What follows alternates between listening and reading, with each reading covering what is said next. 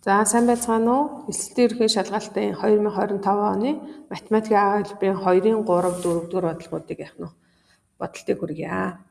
За 2-ын 3 дугаар бодлого маань y тэнцүү язгуур дор 7x ба y тэнцүү x шалгуулын моринод өгдгөө.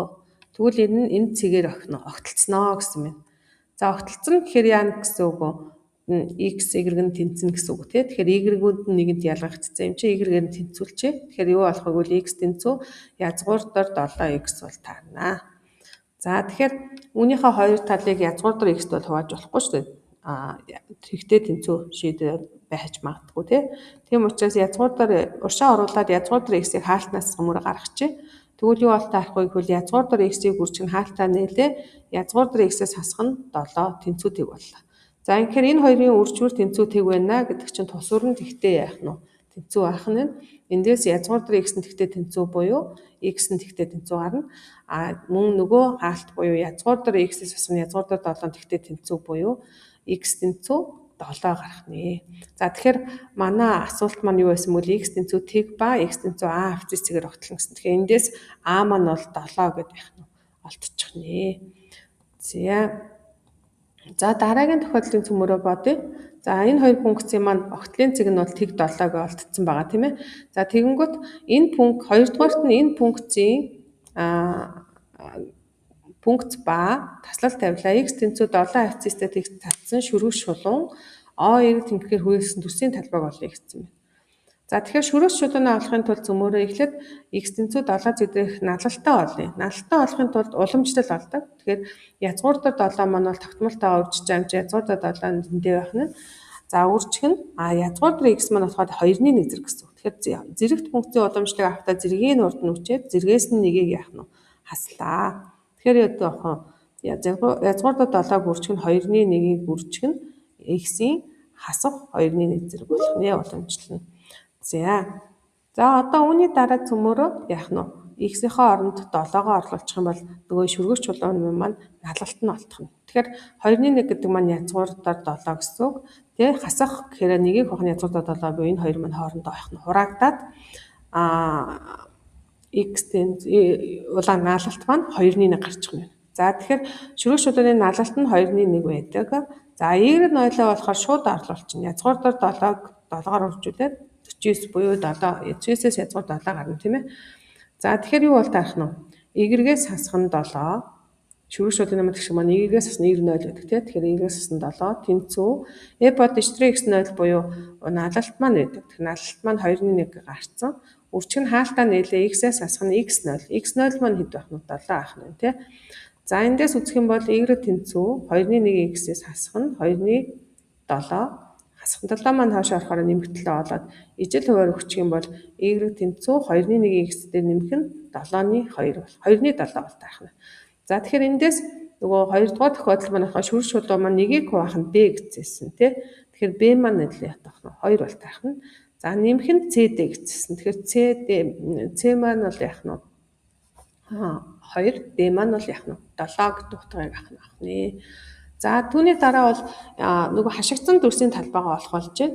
За тэгэхээр дараагийн юун дээр бол цөмөрөө бол хашигдсан дүрсийн талбайгаа олохын тулд зураад үзье. За тэгэхээр нөгөө манай саяны олсон нөгөө 2-ны 1 x дээр нэмэх нь 7 2-ны 7 гэдэг шүргэг шулуу маань бол энэ ногоон байх нь тийм ээ. Энэ цайвар ногоо. Харин язгуур дор 7x гэдэг маань бол рационал функц маань энэ гүн ногоон хөхтэй, номин ногоон хөхтэй ингээд график бол таах нь.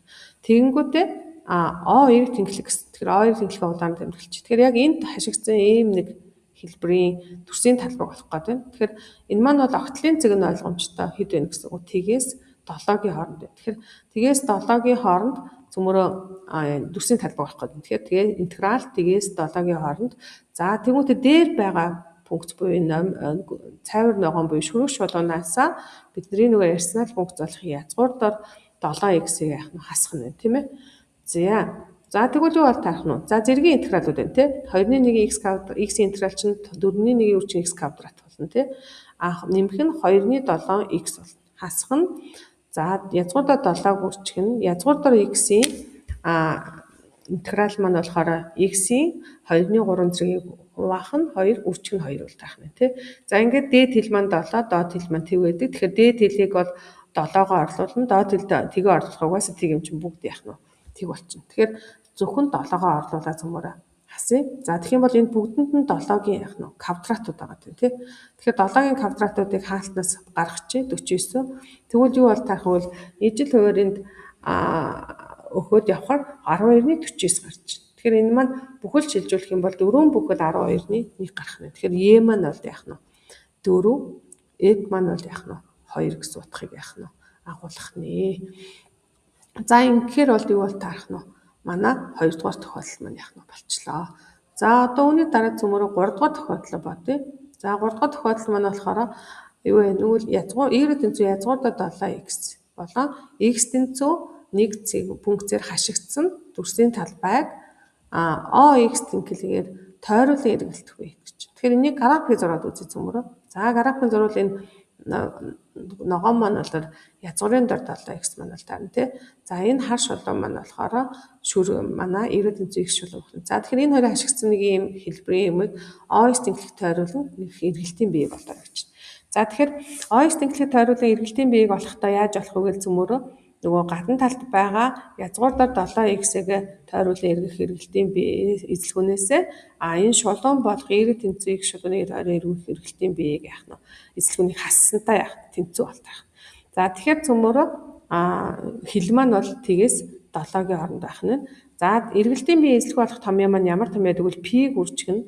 За доод хэл 0-оос дээд хэл 7-гийн хооронд. За язгуурын дор 7x-ийн квадрат гэдэг. Нөгөө функцийнхаа квадрат dx гэдэг. Тэгэхээр язгуурын 7x квадрат маань зүгээр 7x болчих шүү дээ. Тэгэхээр 7x-ийн интеграл юу гарах вэ гэвэл 7x квадратыг хуваах нь 2-ыг π-гээр үржүүлээд за мөн хэл маань 7-оос 0-оос 7-гийн хооронд байна тий. Тэгэхээр доод хэл тэг юм чинь нөлөө үзүүлэхгүй учраас шүү дээд хэл 7-гоо орлуулчвал 7-гийн куб π-г хуваах нь 2 бол таах. За одоо нөгөө дотор талын жижиг буюу нөгөө нэг y тэнцүү x шулууны хувьд эргүүлэх эргэлтийн биеийг олох юм бол тэр бахан π-г үржих нь интеграл тгээс 7-гийн хооронд x квадрат dx бол таарна тийм биз. За тэгэхээр энэ маань x квадратын интеграл маань бол x кубыг хуваах нь 3 байдаг. Тэгэхээр мэдээж хэрэг дээд хэл маань 7, доод хэл маань яг нь тэг байгаад байдаг. За тэгэхээр юу бол таах вэ? 7 π хуваах нь 3 бол таах нь. 7-гийн куб зэргийг π үржих нь π хуваах нь 3 бол таах нь. За ингээд томоосоо одоо яана гэсэн үг жижигэ цөмөрөө яана хасчихна гэсэн. Тэгэхээр хоёуланд нь 7-гийн кубыг үржих π байгаа юм чи хаалтаас гарчаар 2-ны 1-ээс 3-ны 1 асгах нь. 2-ны 1-ээс 3-ны 1 асгаар чинь 6-ны 1 буюу 6-ны 7-гийн куб чинь 343 π бол таах нь тий. За ингээд бүхлээ яах нь шилжүүлжүүл 57 бүхэл 6-ны π бол таах нь тий. Тэгэхээр эндээс нөгөө нэг g маань бол яах нь 7 h маань бол яах нь 6 гэж хариу гарах юм байна тий. За ингээд 2-ын 3 дугаар бодлого маань босч байна. За 2-ын 4 дугаар бодлого цөмөрөө харъя. 2-ын 4 дугаар бодлого маань өгүүлбэр нь болохоор 2 ижил огтлогдсон конусын бага суурьаар нь яасан гэж байна. Нийлүүлсэн битийг зурагт үзүүлсэн гэж. За нэг юм дамар шиг зүйл байх нь тий. За тэгвэл хэрв энэ нийлмэл битийн нийт өндөр нь 6 гэсэн. Тэгэхээр ижилхэн юм чинь нэгнийх нь өндөр бол яах нь 3 бол таах нь тий. За битийн бага суурийн диаметр нь 30 гэж байна. Тэгэхээр бага суурийн радиус маань 2 туваахаар 15 бол таах нь. Их суурийн диаметр маань 40 гэж байна. За тэгвэл 40 юм чинь их суурийн радиус маань яах нь 20 бол таах нь тий. За тэгвэл одоо цөмөрөө нэг төсөөгөө харъя. За ингээд конус нэрээ огтлогдог байх төрлийн зургийг хажуу талд нь зурсан байна тий. За дөнгөж сая нөгөө их суурийн радиусад 20-г олцсон, бага суурийн радиусыг хэд 15-г олцсон.